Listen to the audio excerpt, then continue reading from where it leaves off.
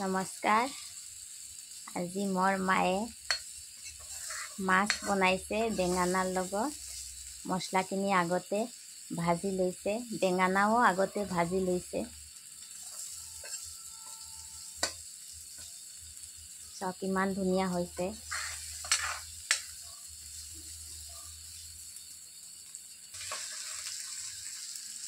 এতিয়া বেঙেনা দি দিছে।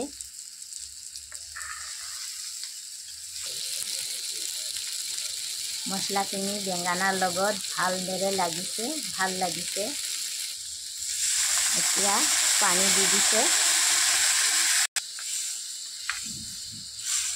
থুপথুপীয়াকৈ বনাব, যেহেতু সৰিয়হ আছে, জিৰাও আছে, পিঁয়াজ আদা চব আছে।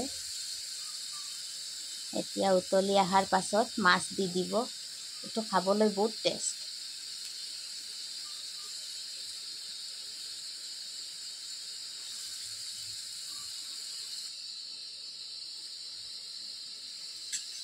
ভাল লাগিলে আপোনালোকে মোৰ মাৰ কাৰণে বেছিকৈ লাইক, শ্বেয়াৰ আৰু ছাবস্ক্ৰাইব কৰিব।